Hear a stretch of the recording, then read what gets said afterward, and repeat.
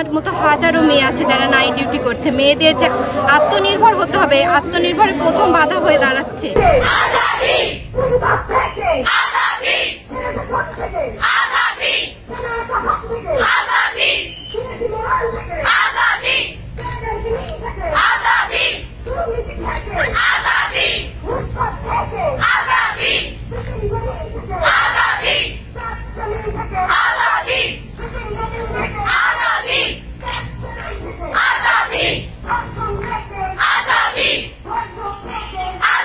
এখানে সমাজসেবা দিতে যে আমাদের নিজেদের ধর্ষণ হতে হয়, তো সেখানে তো আমার নিরাপত্তা থাকছে না। অত্যন্ত নৃশংস এবং অত্যন্ত পাশবিক একটি ঘটনা। আমরা তীব্র নিন্দা জানাই। আমরা জানি এই দৃষ্টান্তমূলক শাস্তি হোক।